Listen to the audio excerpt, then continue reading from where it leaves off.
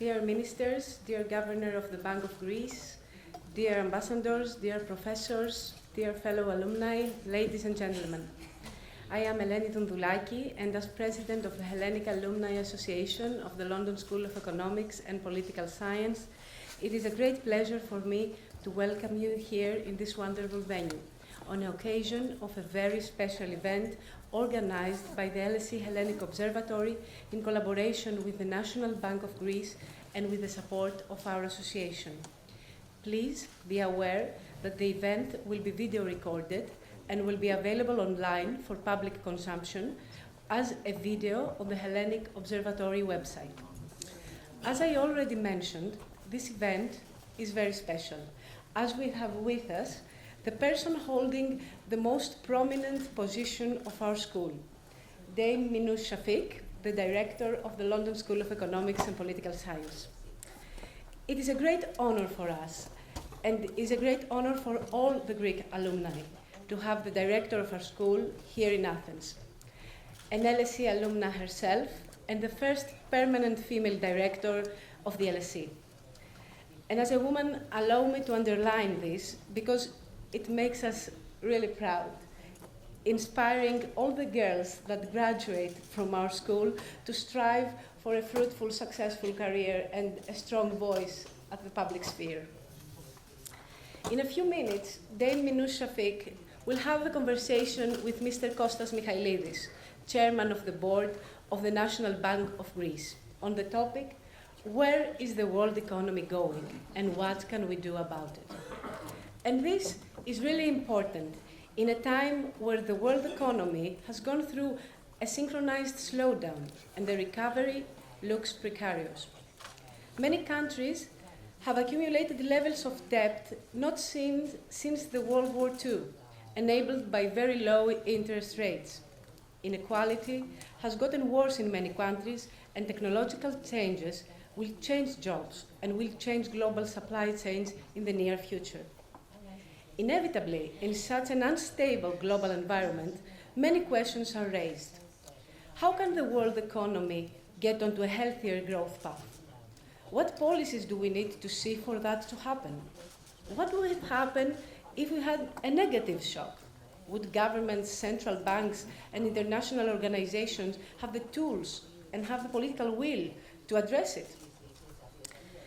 As Minouche Shafik knows, in the LSE, we are trained to raise questions, and we are trained finding the answers, as the LSE motto encourages us to know the causes of things. And at the same time, we have learned to use the answers and to work for the betterment of the society, which is the founding aim of our school. So, we are expecting to listen to this conversation with great anticipation, as the two discussants will talk not only about the current state of the world economy, but also about how we might get to a better place. Before giving the floor to our speakers, please allow me to present them. An economist by training, Dame Minouche Shafik has spent most of her career straddling the worlds of public policy and academia. After completing her B.Science in Economics and Politics at the University of Massachusetts in Amherst, she took an M.Science in Economics at LSE, before completing a D.Phil in Economics at St. Anthony's College at the University of Oxford. Her early research focused on the determinants of investment, the environment and economic growth, the economies of Middle East and North Africa, trade and migration. She taught at both Georgetown University and the Wharton School of the University of Pennsylvania. During the 15 years at the World Bank, she worked, among others, on its first ever World Development Report on the environment. She became the youngest vice president in the history of the World Bank at the age of 36. She returned to the UK in 2004 and rose to become a permanent secretary of the Department of International Development. She joined the IMF in 2011 as Deputy Managing Director with responsibility for many of the crisis countries in the Eurozone and in the Arab countries in transition. She also oversaw the IMF's university, which trains thousands of government officials each year, and was responsible for human resources and an administrative budget of $1 billion. From 2014 to 2017, she was Deputy Director of the Bank of England, responsible for a balance sheet of almost £475 billion and sat on all of the bank's major policy committees. She currently serves as a trustee at the British Museum, the Council of the Institute for Fiscal Studies, Governor of the National Institute for Economics and Social Research, and is Honorary Fellow of St. Antony's College, Oxford. She holds honorary doctorates from the University of Warwick, the University of Reading, and Glasgow University.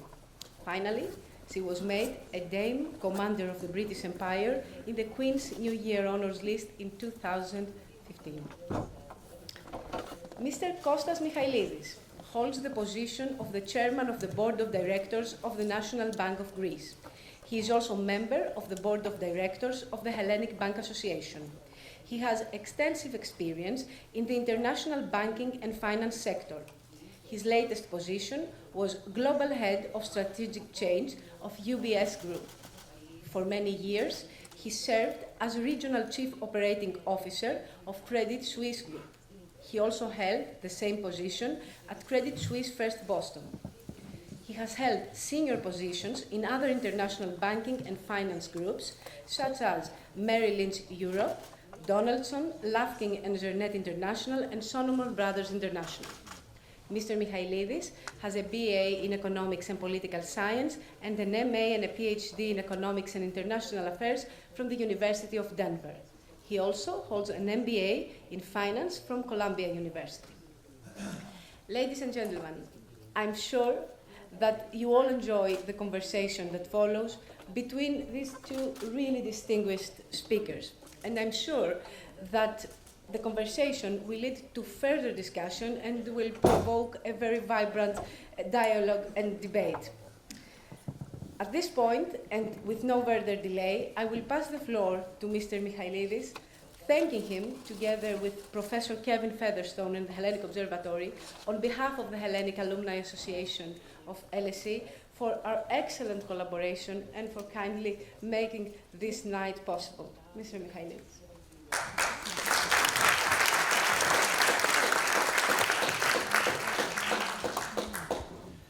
The governor of the Greek Central Bank had us over lunch today, so we had an opportunity to meet each other, so this is a conversation.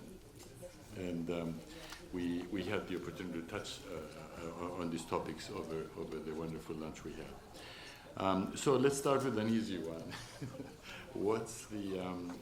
Where is the global economy right now? What are the challenges? And particularly with the coronavirus, that makes things a bit more complicated than before a couple of months ago.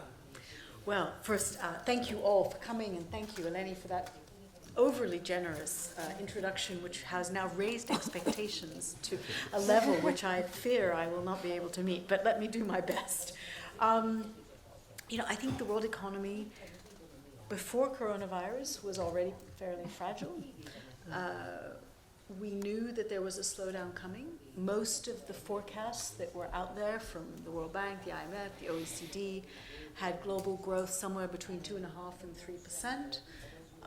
The expectation was that the US would grow 2+ a bit, and Europe would grow at about 1%. And we were already adjusting to the idea that China was going to slow down, that the extraordinary rates of growth that China had experienced of 10% a year on year, was inevitably going to slow, and the expectation was that by 2021 China would be growing at about 5.5%. I do think coronavirus will change that. I'm pretty certain, forecasting is always a tricky business, but I'm pretty certain that all the next round of forecasts that we get from the major international organizations will downgrade those forecasts. The risks are really to the downside on most fronts. I think in particular, coronavirus raises many challenges to the growth outlook, particularly, and it's not just travel and trade, because that's the obvious initial impact, and businesses that are, in the travel and trade business are already seeing negative effects. But of course, manufacturing supply chains are being disrupted now all over the world. And, the irony, of course, is that the growth that we've seen in recent decades has come because we've integrated China into global supply chains. And now we're going to feel the negative consequences of those supply chains being disrupted. And I guess the other thing that's a bit more intangible is what is this going to do to investor confidence? And given the way the markets were behaving today, it's not looking very good. You're touching on the topic, but let's just go for it. What's the outlook on globalization?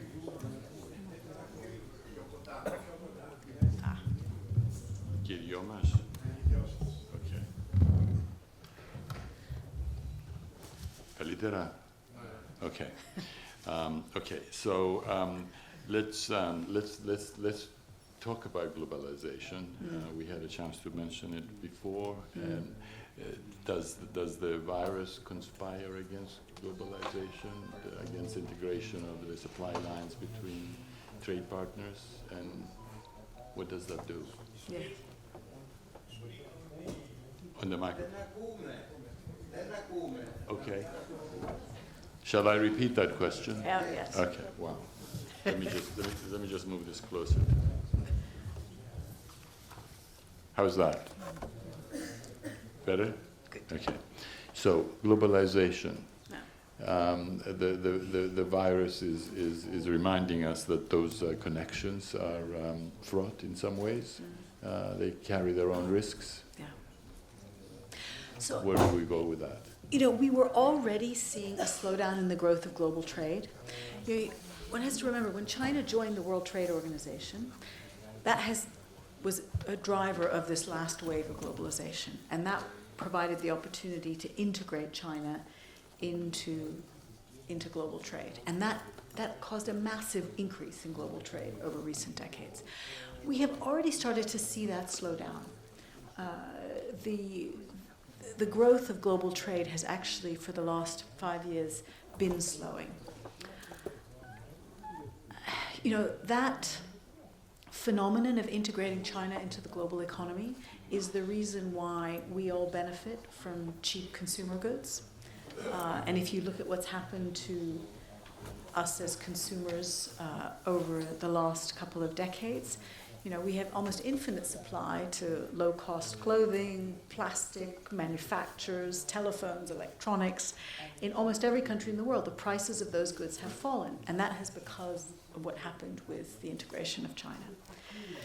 I think we saw the slowdown. There's been a lot of debate among trade economists as to what's driving the slowdown. I think it's just because that process has played itself out, and China is now fully integrated into world trade.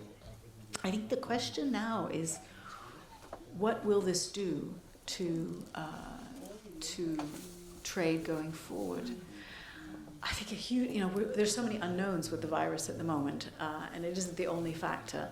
But if it continues to be, if it does turn out to be a very major disruption to the world economy, I would not be surprised if people start to look at different ways of globalizing. I don't think globalization will disappear. I just think its character and shape will change. I'll give you a very trivial example that I'm experiencing at the moment. I have a research assistant who pulls together information and data for me. She's in China right now, and we're finding that it's actually possible to work with her being in China and me emailing her and doing the occasional video conference. And it's changed the nature of the way we produce things. It's a very small example, but I suspect that, as someone said to me, China is experimenting with the largest work-from-home experiment the world has ever seen. And so in many other sectors, I think people are now going to be searching for solutions which don't require physical proximity. And so the phenomenon we've seen of declining growth in global trade might continue, that will decrease. But we might actually see an increase in knowledge transfer across digital channels, trade in services across digital channels. And so people will be looking for other opportunities to take advantage of globalization through non-physical means. So when we look at the slowdown in the trade expansion that you mentioned before, and we are asking the question, is this cyclical or is it structural? You're suggesting that perhaps there is a new structural way of altering that decline. Yes, I think the secular decline in trade is structural, and it has to do with the completion of the integration of China into the world economy. We could have another wave in a hypothetical world if India opened up its economy radically. The integration of an economy the size of India into global trade could be quite transformative. I don't think that's happening anytime soon, but for now, I think this slowdown in the growth of the volume of global trade is where we're going to stay. We talked a little bit about globalization does get a bad name sometimes from populist views or even the fact that there's no architecture around globalization. Do you have any views on that? Would that be another way of boosting, making it a safer? We talked a little bit about we had villages and then towns and then countries and then the world, but the world seemed to have been lacking some architecture. Yeah. Would that be a helpful thing too? Well, I think the populists have a point. The reason I say they have a point is if you look at what's happened to global income distribution in this last wave of globalization, it's quite clear that the benefits have been very unevenly shared. The groups whose incomes have gone up the most in the last 20 years are the top 1% and the middle class in the emerging markets. So the middle class in places like China, like Eastern Europe, have done pretty well out of this wave of globalization. The group that's got hit the hardest and who've seen completely stagnant incomes in the last 20 years have been the middle class in the advanced economies. And I think it's no accident that many of them have been the ones who are now increasingly voting for populist parties because the numbers in terms of income distribution have worked against them. Now the question is that the fault of globalization or is there something else going on? And I would argue that it's really the fault of national governments who failed to adopt policies to make sure that the benefits of globalization were shared adequately. So globalization definitely increased the size of the pie. It's just that it got distributed very unfairly. And countries that did a better job of distributing the benefits by using more progressive taxation, by investing in groups that were disadvantaged, by making sure that jobs were preserved, they did better. But most countries did not do that. Loud examples of the countries that did it well? Well, inevitably you look at the Scandinavians, right? And they did a better job of making sure that workers who were displaced from globalization got into new jobs. The US is a poster child for doing it badly. It's very interesting. In the US, when NAFTA was signed, the North American Free Trade Agreement, which liberalized trade with Canada and Mexico, there was a program put in place which was called the Trade Adjustment Program. And that program was supposed to protect people who were negatively affected by NAFTA. So they knew that when they opened up trade with Mexico, that a lot of manufacturing of automobiles would move to Mexico. So that's going to have negative effects on automobile workers. And you read the program, and on paper it looked really good. It provided workers with retraining, relocation grants, severance, wage subsidies. If they moved to another industry and their wages were lower than before, it would top up their wages. But the problem was the US Congress never put enough money in that program. And they put so many barriers that nobody could access it. And it's a classic example of where a shock is going to come and adversely affect your economy, but you don't actually prepare your labor force or put the resources in to cushion that shock in the transition period. And surprise, surprise, where did populism come from in the US? But precisely those communities who were so-called left behind by globalization, they didn't have to be left behind. They could have been given another chance. It's an interesting perspective because we often blame the collectivity of nations for not creating an architecture for globalization, but they could have. Sorry about that. Okay.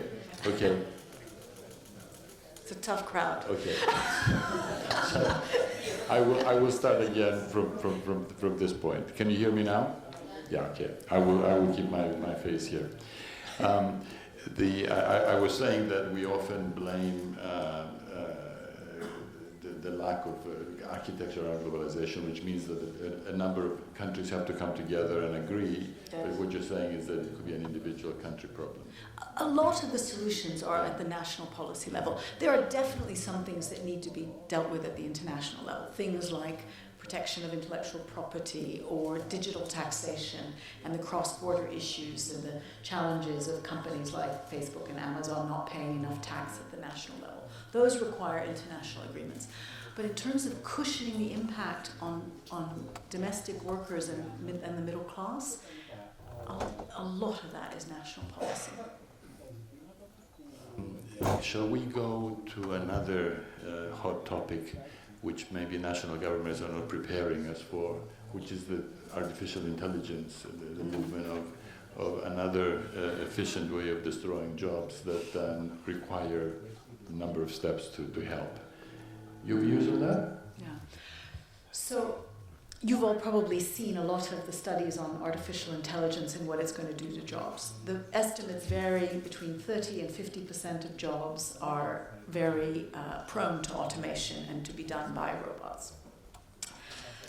And I would say a couple of things. I am not a pessimist about all the jobs are going to disappear and we're all going to be unemployed and we all are going to have a universal basic income because we'll be useless and there'll be a few rich people who manage the robots and the rest of us will be sort of passive recipients of welfare. I don't buy that. And people have talked about technological unemployment. Keynes talked about it.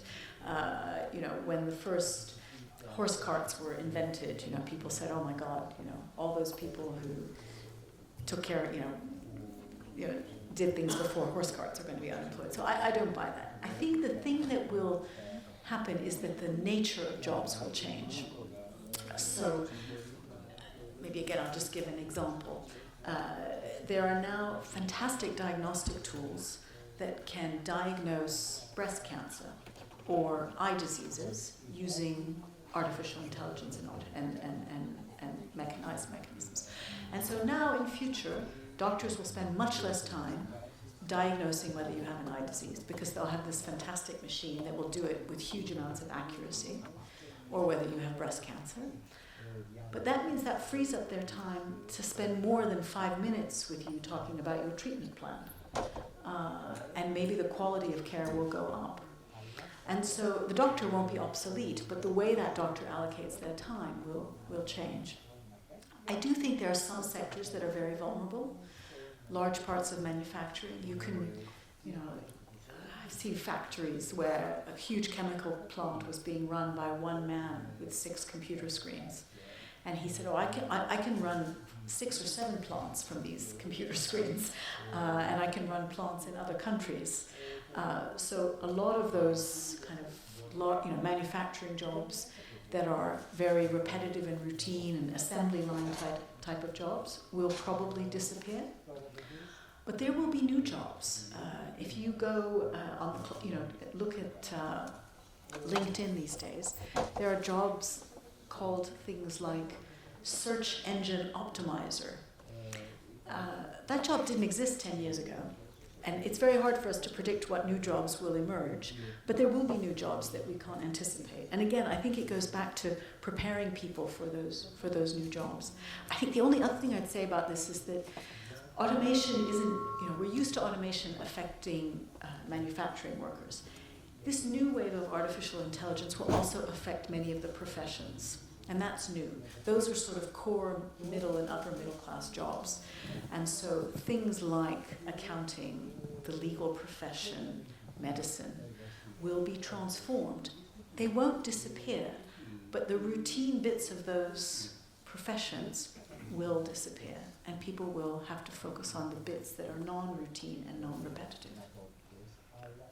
So to take you back to the duties of national governments, since they missed the helping globalization, what should they be doing to upskill, create some environment where education can play an additional role? What were your views on that for artificial intelligence? How do we make that happen more smoothly? Yes. So I think my view is that we invest too much of our educational resources in the core educational offering, from primary school to, let's call it, university or tertiary education. And I think going forward, we need to invest much more way upstream, early childhood development, and downstream. Why do I say upstream? Because upstream, all the research shows, most of brain development happens before you're 3, before you even get to school. And most countries grossly underinvest in those early years. And that's when you are...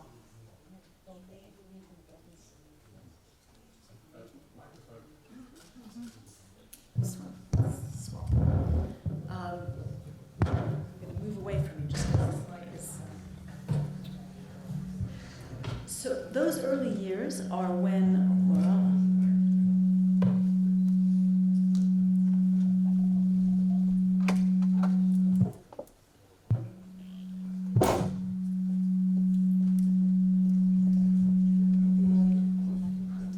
Okay, I think that's all right now.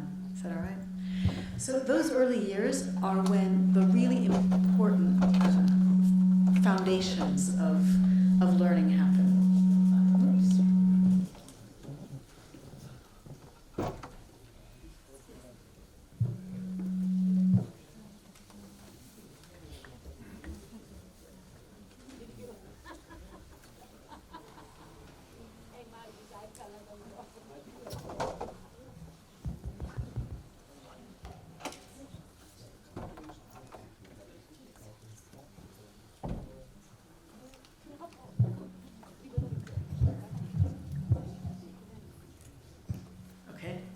Try that. I can use a handout if you have one. Or do you want me to go there? Stay here? Okay. So I'm going to keep going and hope it works. So more investment in the early years, because that's when you're building the foundations of people's ability to learn. And then more at the back end, because people are going to need to retool many times in their lives. And, you know, my generation expected to work for 30 or 40 years. The young people in this room, I'm really sorry to tell you, but you're probably going to work for about 60 years, at least. And the idea that you get all the education you need for a 60-year career in your 20s is mad, because the economy is going to change enormously. Jobs are going to change enormously. And so we need to be able to provide people opportunities to retool throughout their lives. And the kind of education that you will need at that point will be different. And our educational systems need to adapt to be able to do that. And I think that's the best way. I think the idea that we do manpower planning and we try and predict what those jobs of the future will be is a waste of time. What you need to do is give people a good base for learning early in life, and then give them opportunities later in life to choose subjects that will enable them to get jobs. So who does it well today? Mm-hmm. Who does it well? Yeah, as always, the Scandinavians are always a little bit ahead of us. But, you know, I would say there's no country I'd point to that has got this right yet, because it's still a very new phenomenon. I also think that some of the people who are very alarmist about job destruction, these things will take time. You know, if you think about driverless cars, people think, oh, all the people who drive who have jobs driving are going to lose their jobs. Well, actually, it's very complicated to introduce driverless cars, especially in a world in which you have human drivers with automated drivers, and to be able to run those kinds of systems in parallel is quite complicated. So I think we have time, but I think we need to prepare now in order to make sure that we don't have a period in which yet even more people get left behind. Let's go back to US and China before the coronavirus, when the thing we were worried about the most was is the tariff war too tactical? I'd be interested to hear your views on that, and whether the various tactical steps around the tariff wars were leading to some kind of an architecture of the two new superpowers. Yeah. Have we learned enough from the last time we had two superpowers to apply to the new structure? And what are the lessons and what can we hope for if we don't go back to the tactical stuff again? Yeah. So I think for a long time, China was riding two horses. They were willing to play by the current set of international rules, the World Trade Organization, the IMF, the current set of rules governing global trade, in hopes that they would get a fair voice in setting that system, setting the rules of that system.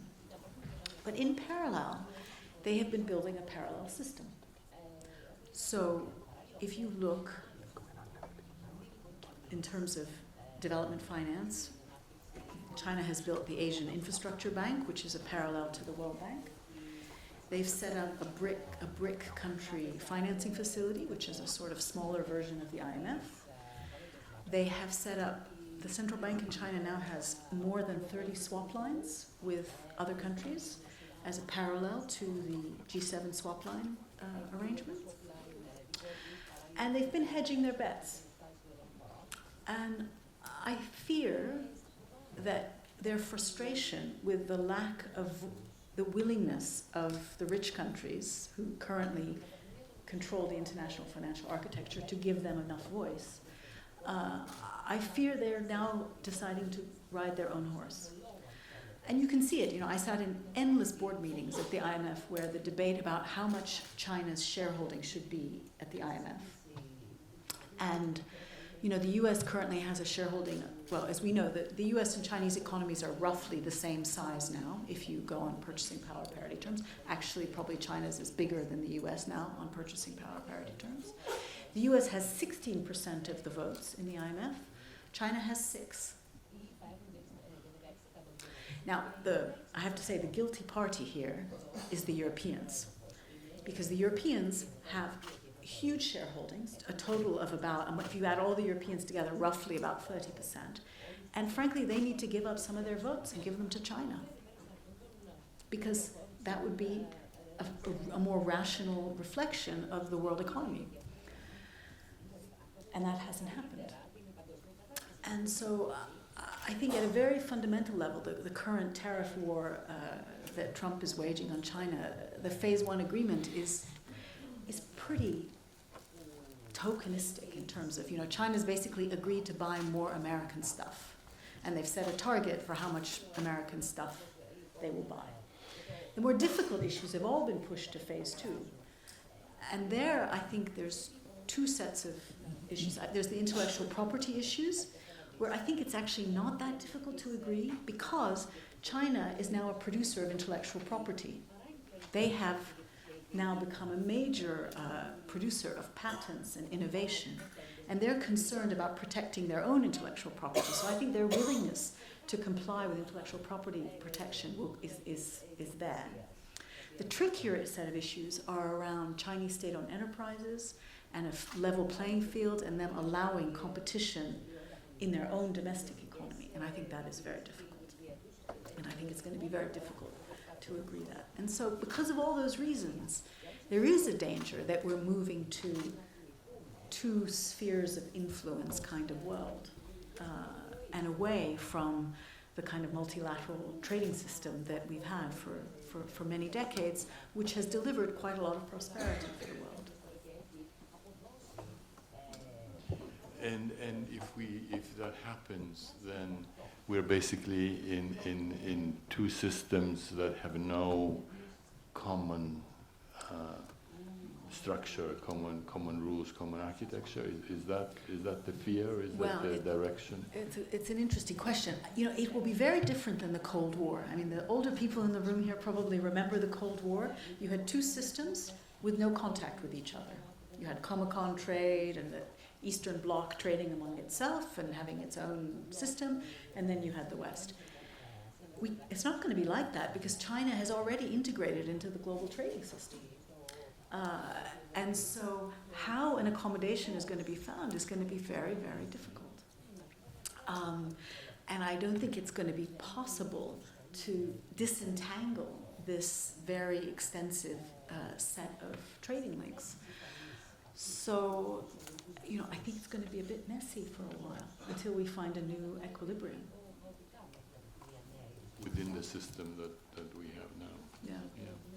I mean, the other dimension of this, of course, is the two spheres of the digital world that are currently battling it out with the sort of the California internet and the Chinese internet, and whether we'll be able to, again, to maintain a global collaborative system, or whether there's going to be a technological, what they sometimes refer to it as a sort of a digital Berlin Wall, between the two, and that is also unclear. Shall we move to another topic? Sure. Let's talk about the future of banking, and what are your views on that, particularly with some of the digital ways of moving money and the various new, more disruptive technologies that are impacting banks. What does the future of banking look like? That would be of interest to many of us in the room. Yes. Well, I think there's been a huge amount of hype around digital currencies and digital disruption, and I think it's very important to make a distinction between digital payments and reforms to the financial system and digital currency. So there's been a revolution in digital payments, which has a welcome revolution, which has brought down transactions costs, and all of us benefit from this every day. In many advanced economies now, use of cash is coming down. We're all paying everything digitally. We pay online, and that's been very positive. I think the conversation about digital currency is a different conversation.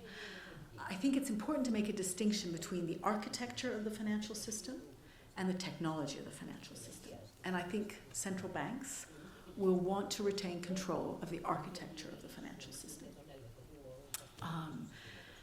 and encourage and foster lots of innovation and technology and disruption to get the financial system to be more innovative.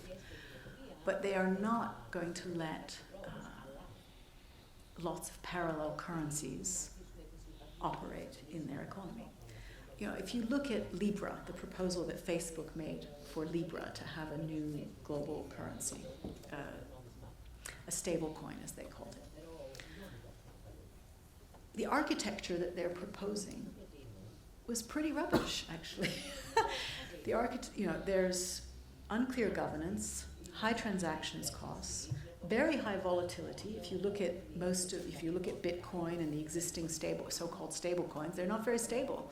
Huge price volatility, a lack of transparency, and when you add all that up and you compare it to holding a national currency backed by a government and a central bank, I'm not sure that's a very good architecture that they were offering. And so I think central banks are increasingly looking at issuing their own digital currency, which will, be backed by a government and enable and facilitate more digital transactions. But I think they will want to control the architecture. And I think for good financial stability reasons, they should do so, including consumer protection, which, again, Bitcoin, Libra, there's no consumer protection there. They go bust, where do you go? What happens to your deposits? So that's kind of my view of that debate. In that view, the traditional way of doing banking has a longer life than some of the disruptors want to believe. Well, it's interesting. I mean, banks are becoming IT businesses. They're increasingly about technology, about better payment systems, and I think banks that don't innovate will be in trouble. Because there are lots of economies of scale, and if you develop really good payments platforms, you can, banks have often made quite comfortable margins on processing payments, which will disappear because of these efficiency gains. So I think competitive pressure on banks will be there on the payments side. I also think that a huge part of the wholesale side of banking is becoming automated as well. I won't name the bank, but I was at a major global bank the other day, and they said the number of equity traders they hire has plummeted because so much of the trading in equity markets is now done by algorithms and automation. But they've hired a lot more IT people who take care of the algorithms and improve them and monitor. So again, the composition will change with automation. I think they're still hiring investment bankers though, because there's still a lot of relationship in that business, which is hard to automate. So shall we go to Europe? There is what appears to be a difficulty with getting Europe to grow faster. The other aspect is that there's a difficulty in getting Europe to sort of define the end game and where we're headed. Some players are more accommodating than others. Some big players are not accommodating. We in Greece now, we're doing our very best to appear to be good European citizens, and we're kind of in the post-populist era. But in more general, what should Europe do to work on growth, and how do we do the right things in terms of moving ahead with the European project? Yeah. So I think it's clear that Europe has a common currency, but not a common financial system. And the architecture is incomplete. And there's some very big important pieces that are missing. During the crisis, some bits of the architecture were added, the European Stability Mechanism and the common banking supervision and various pieces of the common financial system, but there are big gaps in terms of common deposit insurance and some kind of fiscal risk sharing. There are lots of proposals out there. I'm sure many people in this room have worked on them around how you could have a bit more risk sharing across the Eurozone. I think that the way that is easiest to explain to the public is around unemployment insurance. So if one bit of the Eurozone has a spike in unemployment, there's a pooled fund in which unemployment payments get paid to help that country adjust. I think that's something people can understand. But there are many ways you could do it. There are many ways you could share fiscal risks. But I think unless you do those two things, you will continue to have a Eurozone which grows slowly and in which shocks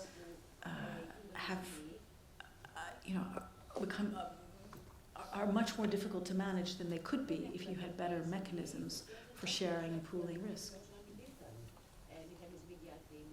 In the absence of agreeing what the vision looks like, Europe has been relying on various crises, and we've given them some too from here, to push along the growth in the necessary tools to get the job done. Yeah. What kind of crises would we need to get the next push going? Yes. I always remember Mario Monti once saying, when he was Prime Minister of Italy, Europe was not designed for crises. It was only designed for the good times. And then the crisis came, and you had to. It's also a peace project, right? So. Yeah. Yes. It's a contradiction somewhere there. Yes, absolutely. I would like to think that we don't need another crisis to get reforms. I think we know what needs to be done. There are many, many proposals out there for what needs to be done. What we lack is the political willingness to do them. I do think that that attitudes in Germany are changing around fiscal policy. We had a moment there when Olaf Scholz, when he was finance minister, said we need a common deposit insurance scheme across Europe, and then now it's gone quiet, but that was a breakthrough. I think Germany, for its own domestic reasons, will find that a looser fiscal policy would be to their advantage. I think the coronavirus will make that even more so because the supply chains for the automobile industry are being disrupted. Germany's economy is going to slow as a result of that. And I think,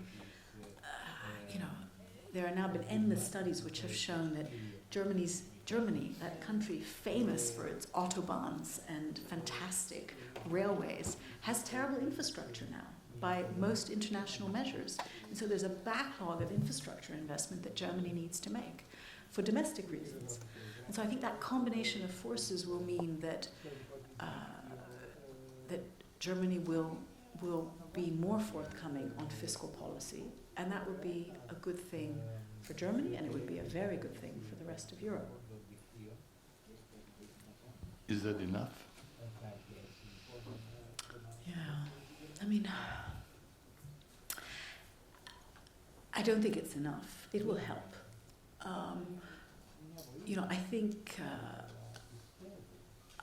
I think the last, since the 2008 financial crisis, I think most of the advanced economies have been so focused on keeping growth afloat through demand management and repairing their financial systems. And that's been the preoccupation. And because that's been the preoccupation, and it was a good preoccupation because we didn't have a global depression. We had a very severe recession, but we didn't have a global depression. And so that focus on stabilization and repairing the financial system was good. But a whole lot of other policy reforms put aside. Reforming and investing in better education systems, infrastructure investment, competition policy, all of those fundamental structural reforms that are the drivers of growth. Greece is a good example of that. The UK is the same. And I think now is the time to tackle those issues. And I think if we do, that combined with a period of slightly more accommodative fiscal policy could restore growth in Europe.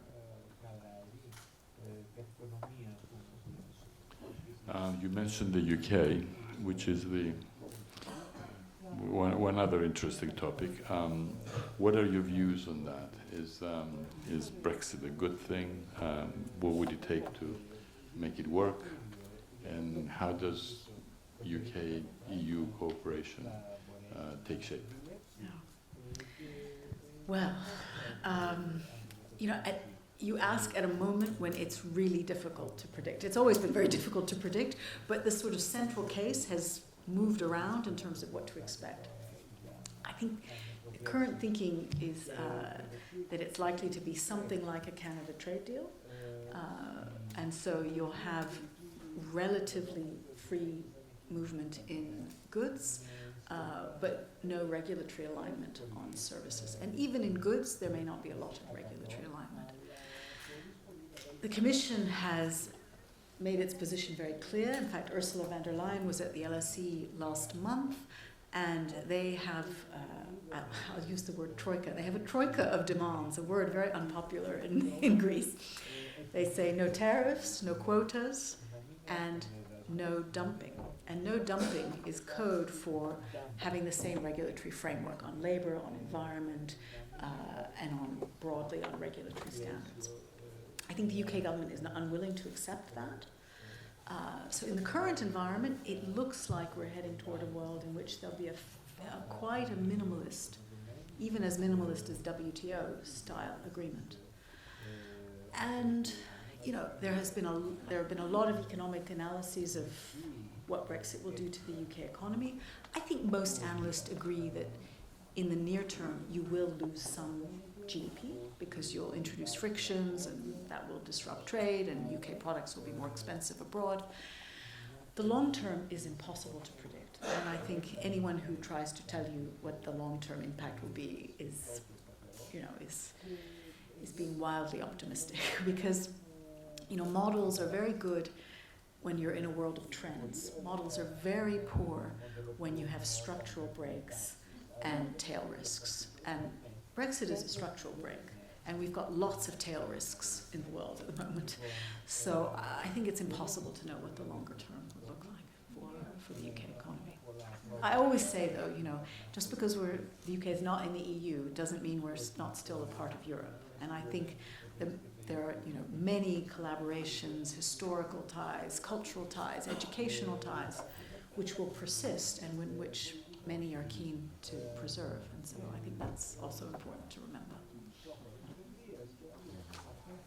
And the two possibilities would be, one is much more disruptive than the other, I suppose. If you go to a minimal agreement, then you're almost duplicating what happens between the West and China. I mean, not quite that abrupt, but there will be some difficulty in terms of bringing the two together. What happens then? Yeah, I mean, I think a lot depends on what happens outside the UK-EU negotiations and what happens with trade relationships with the rest of the world. I think the biggest challenge, frankly, is timing, because the decisions on UK-EU trade will happen by the end of this year. That's the plan. And the time it will take to put in place alternative trading arrangements with the rest of the world will take longer than that.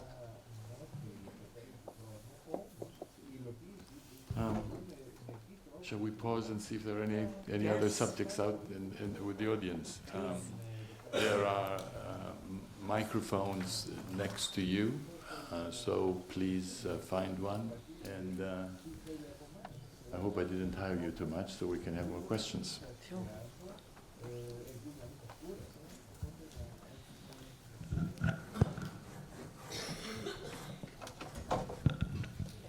Minouche, do you subscribe to the argument that has been put forth, the Thucydides trap, that great power competition could eventually even lead to war?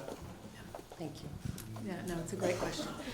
So I think the Chinese are obsessed with two traps. The Thucydides trap, which I don't need to explain what that is in this audience, and I think they're obsessed with avoiding it.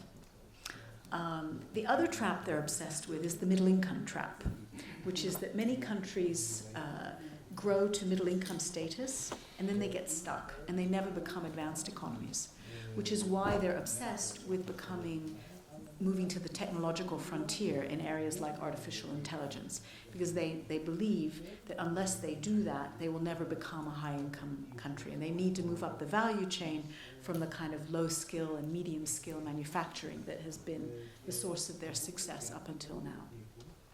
And so they are very keen, I think, and very deliberate in their policy making to try and avoid both those traps, middle income and Thucydides.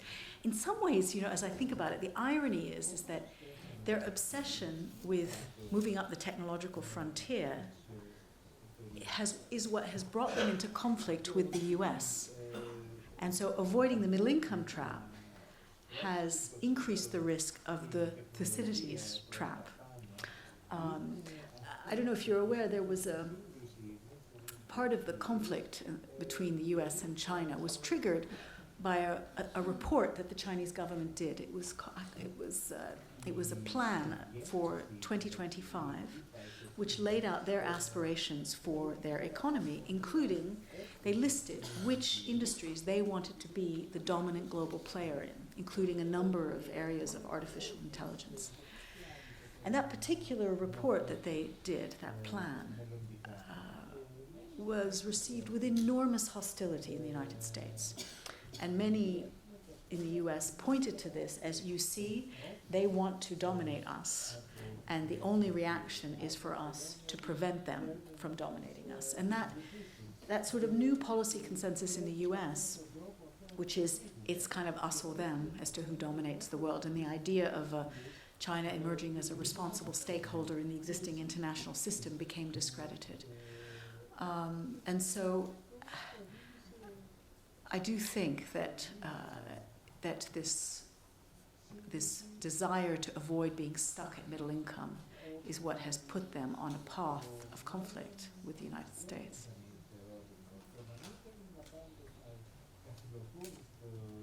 Thank you. Any other questions?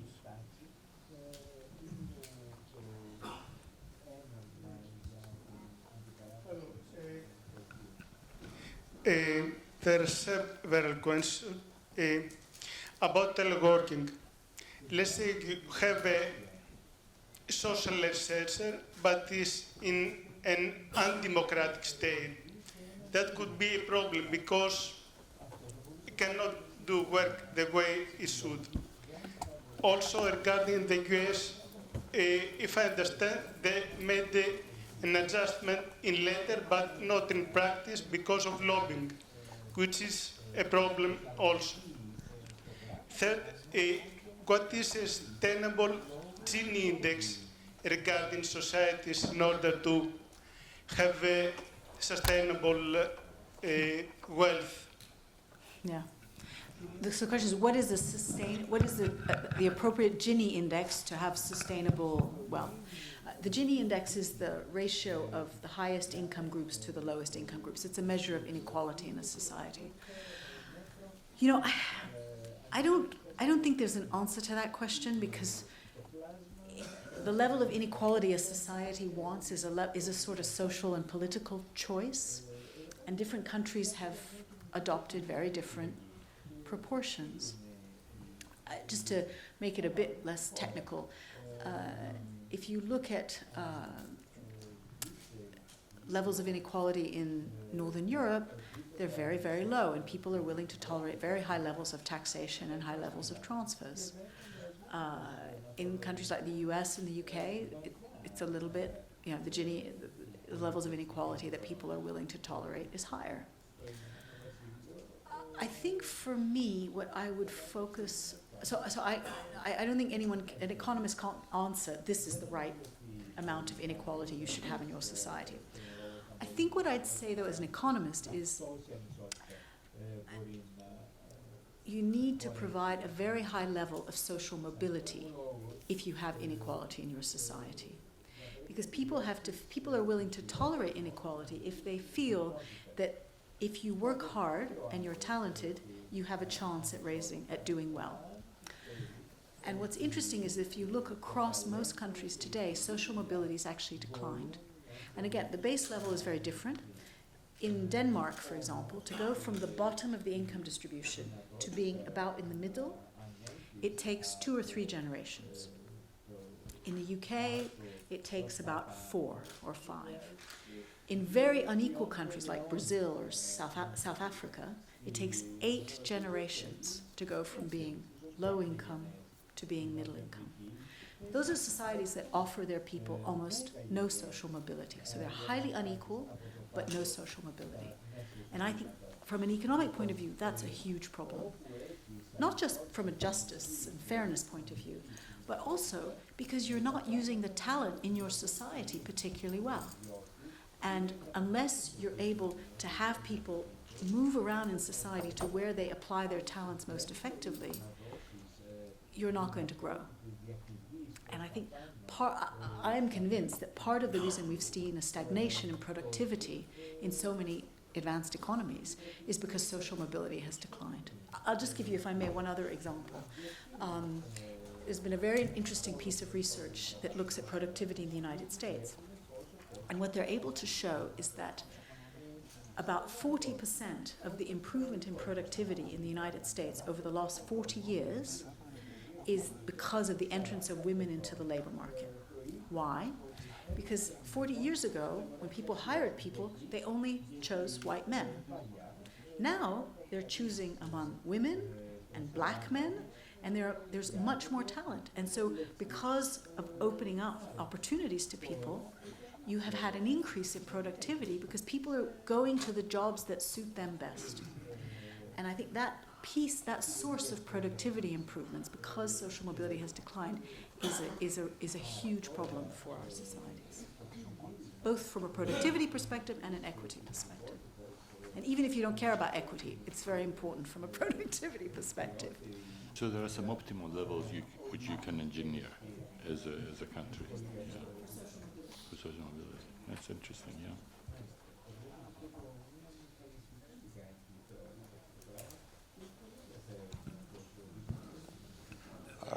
I think that there are two subjects. First of all, you say slow down because of the virus. I think that we might have a recession. That it's disrupting not only the internal, but disrupting everything. And we might have a recession. But forgetting this thing, let's think about what you said before. We have, in the last 10 years, a very big increase in the financial investments, returns on financial investments, on everything. And there might have been not as big bubble as 2009, but we might have a bubble that now was going anyway, despite the, forgetting the coronavirus, was going to burst to a certain extent. And there, the slowdown should be. And I want to just remind everybody that Japan in the 50s and 60s was doing what China is doing now, was copying everybody and had about 12 to 10% rates of growth.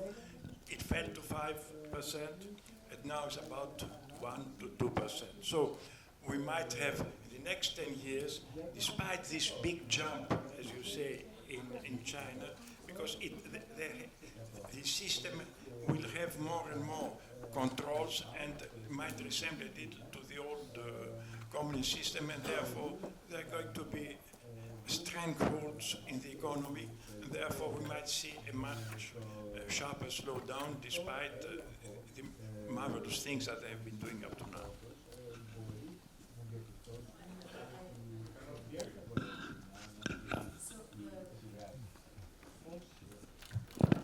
So the point was that China will slow down in the same way that Japan also had very high rates of growth and then normalized.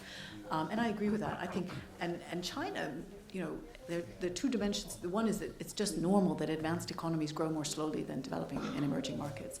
But also China's aging super fast, because the one-child policy has accelerated the aging of China, which is another link to Miranda's point well, in terms of the questions around the middle income trap. They have to increase productivity massively because their population is going to start shrinking. I think there's one over here. Thank you. I'd like to ask a question with a slightly narrower focus, but combining it with a big picture, since you are in Greece. I'd like to ask you how you believe international economic developments and trends will affect Greece's effort at economic reconstruction. And in that context, what would you think should be done to restructure the economic base of the country? Yes, I think there are probably 20 people in this room better qualified than me to answer that question, including most of the front row here. So maybe I'll focus on the international context for Greece. And Europe is still Greece's major trading partner, and so that is going to be the biggest determinant of what happens. And to the extent that Europe actually truly embraces a growth agenda, I think that will be the biggest determinant of the external environment for Greece. I know that there's been a focus on promoting foreign direct investment, and China has been a part of that story. and that's all fine. But in terms of the macro aggregates, Europe will be the biggest determinant. I think there are aspects of the European growth agenda that has been announced by this commission which are attractive. I think the green investment idea is a good one, and Europe could be leading the world in terms of green technologies and renewables, and that could spur another wave of investment, and that would be a good thing. It would be good to see Greece's investment rate rise from its current very, very low levels, and so anything that facilitates that would be a good thing. But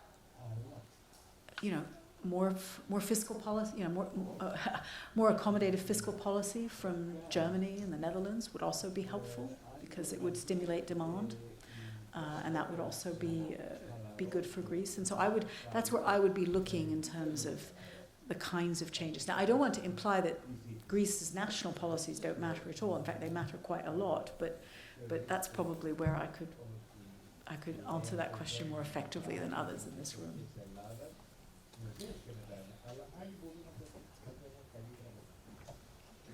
Yes. Yeah. Now you hear me.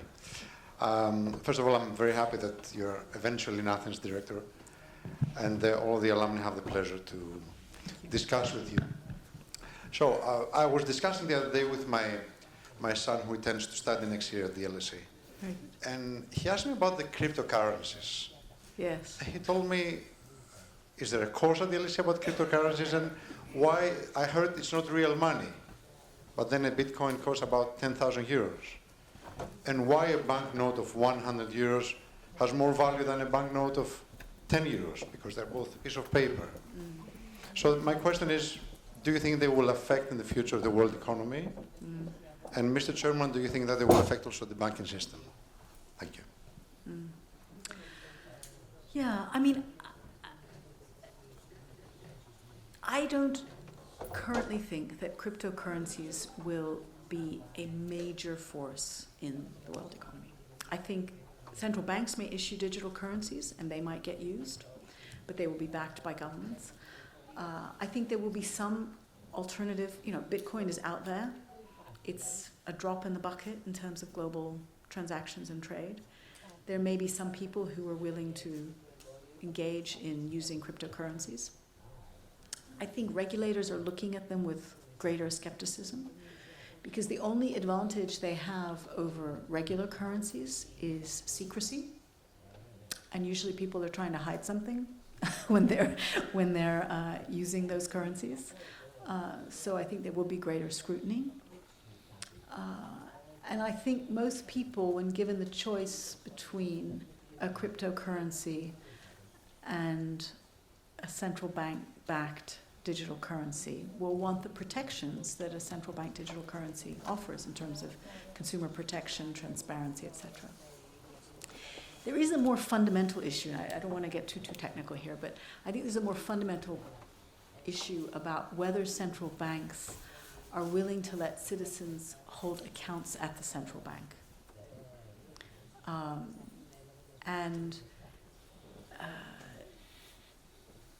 If you were really going to have a central bank digital currency, every one of us could have an account at the central bank, just like banks have accounts at central banks.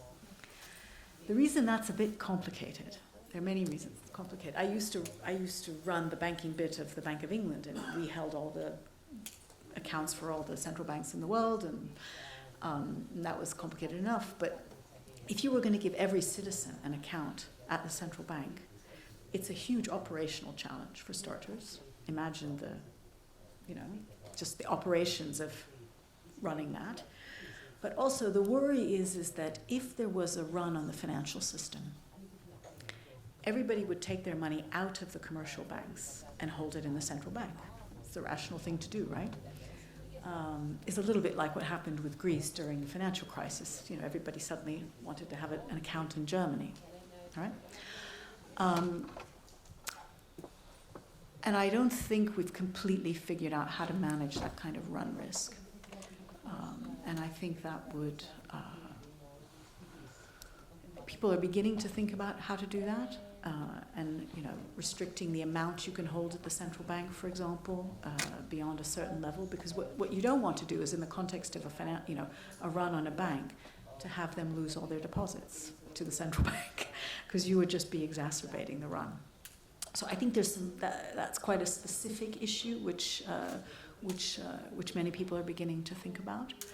But I think for now, I think we should be encouraging innovation in payments platforms and bringing the costs of payments down, because that's a huge benefit to consumers and a huge increase in the efficiency of the financial system. And there's plenty to be done there before we have to worry about these slightly more exotic problems.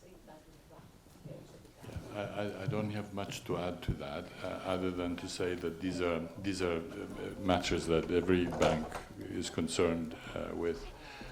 We spent a lot of time at our bank worrying about how we provide value, and at the same time, enough time with a vision of what the world going to look like as many other players come in. I'm encouraged to hear your views in terms of when you worry about competition, it has to be competition within the trust system that central banks have been creating all along. So that is an area of the business where we are comfortable, and hopefully whatever the ecosystem that is created with many more players than we have now, the sort of disruptors and other options in terms of products, that somehow there will be space for the trust and the tradition and the central banking protection that you get, and the other ones are just facilitating innovation and competition. So it seems that we're given the sort of the general interest nature of the discussions we're having. You always go to some place where it's going to be very difficult, like what's the architecture between the West and the East, what's the architecture between Brexit, UK and Europe, and what does the ecosystem look like. But there are always optimal solutions to all those things, and depending on your degree of optimism, you can bank on one or the other. Any? Yes?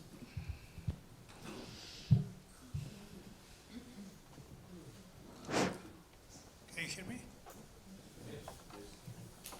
Well, thank you very much for this extremely interesting discussion. I noticed, however, there are three hot issues which could affect in one way or another the global economy. Were completely absent, namely climate change, migration, and Africa. Yeah. Could you offer some very brief comments on this? Yeah. Thank you. Yeah, no, very good point. So I'll do climate and then I'll do migration in Africa. On climate,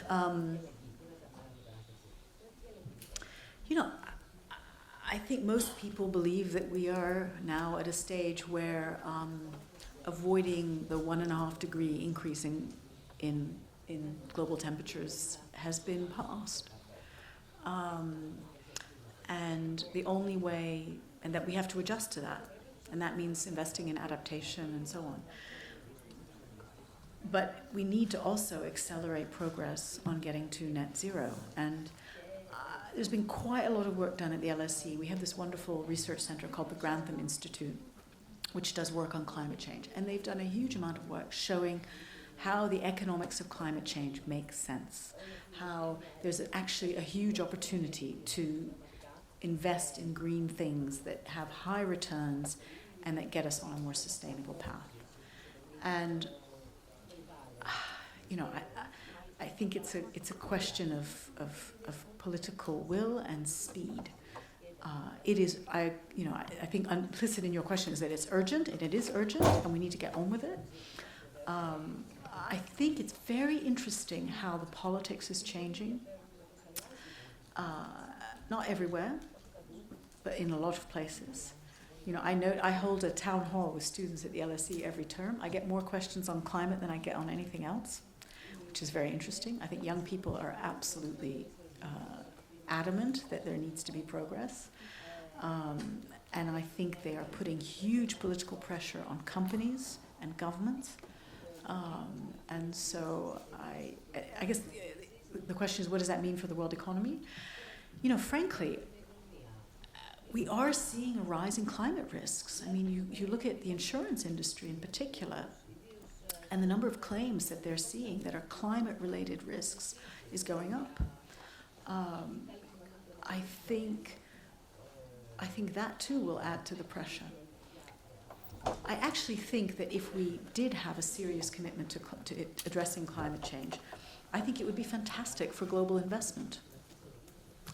And I think it's a real opportunity to raise investment levels globally and go into a period in which we renew our economies in a different direction.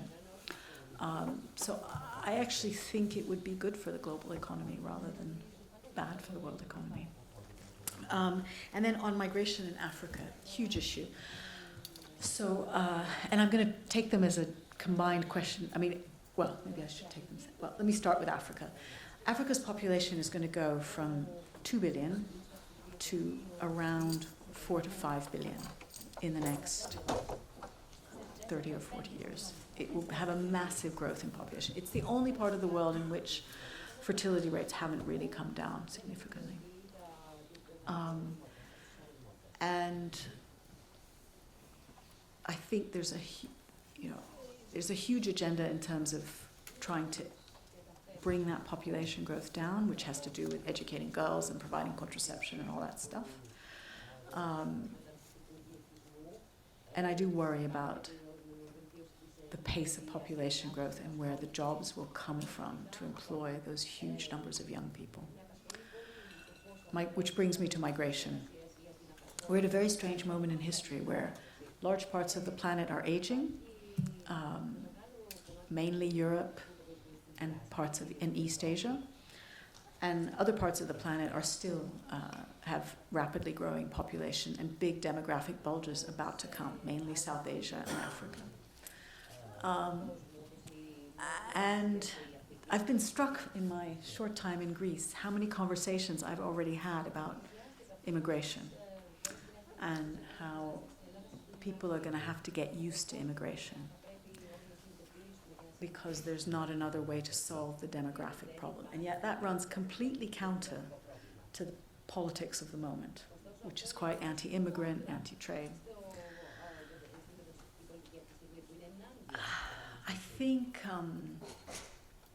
I think countries are going to face a choice. Japan is a good example. Japan has made a choice.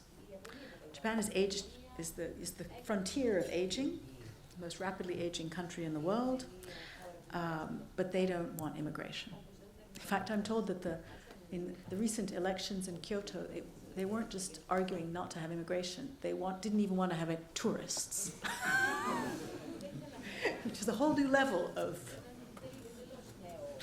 xenophobia, to use a Greek word. And so as a consequence, they are growing very slowly. Their economy will shrink over time. They are looking to automation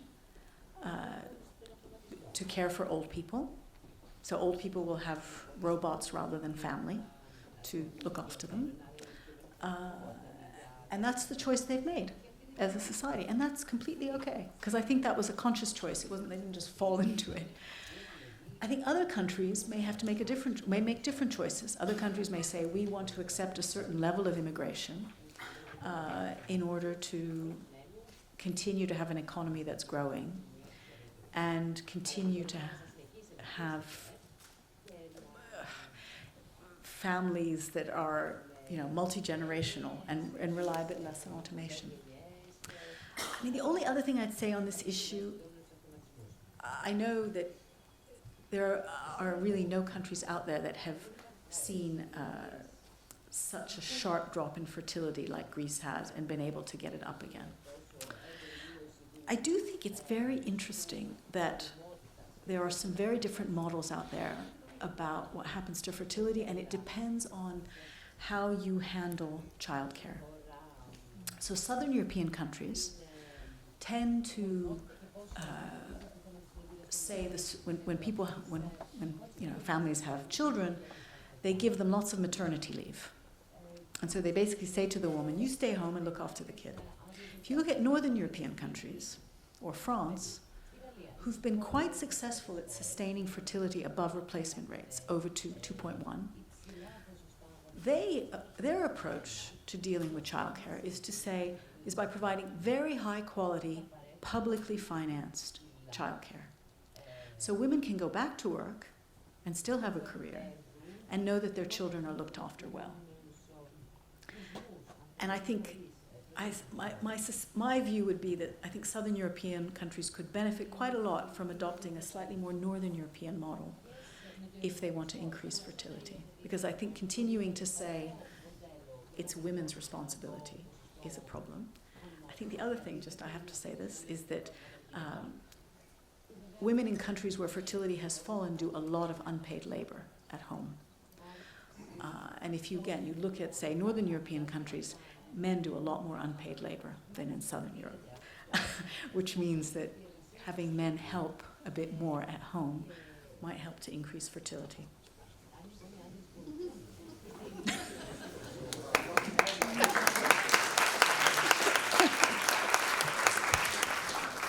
I think we have time for one more question.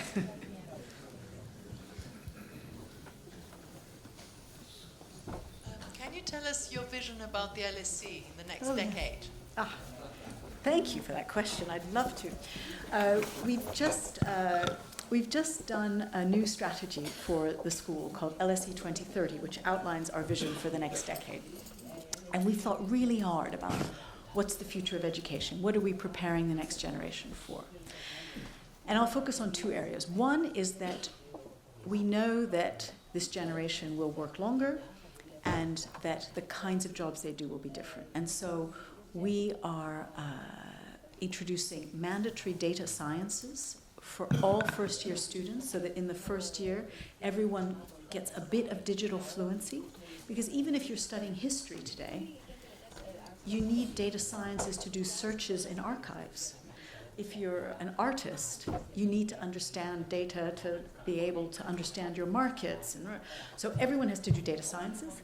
We're introducing much more entrepreneurism in opportunities for students to be entrepreneurs. We are introducing much more research skills so people know how to get knowledge themselves.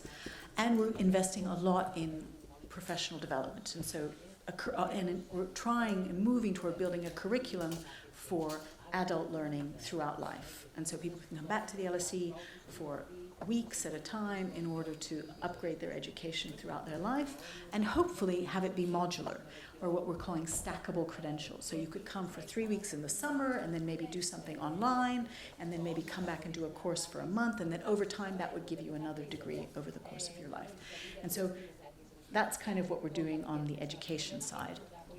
And then on the research side, we really, this is a moment in history when, we have fake news, a lack of expertise informing decision-making, and huge conflicts and challenges in the world, like climate, like demography, like the future of growth and AI. And we want to be the place where those debates happen. So we want to build an agora for the world at the LSE, which will be a physical space where we can hold events, where people can debate these issues. But we also want it to be a digital space. So those of you who've come to the LSE know we have, I think, the best public events program in the world. Everyone comes to the LSE to speak. And we want to share that more with the world. At the moment, our podcasts are downloaded by about 13 million people all over the world. But we want to make it interactive, and so that we could have, let's just say, a week-long event where we debate climate change. And we bring in all the best experts in the world to talk about climate change and the potential solutions. And we enable people in China to discuss it with people in the United States, with the experts there moderating and mediating the discussion so that it's an informed and intelligent discussion rather than the kind of shouting at each other and trolling that we see on social media. And so we really aspire to shape the world by creating a new generation of leaders who can operate in this new world, but also shaping a whole new set of ideas and solutions to the world's challenges. So that's our aspiration. Minouche, thank you so much. It's been a pleasure to ask you questions and to listen to the answers and the enthusiasm that you bring to the answers, particularly the last one. So we look forward to appreciating some more of your time during the break now, and many thanks again for joining us. Thank you. Thank Thank you. you for wonderful Thank you. questions. Thank you very much.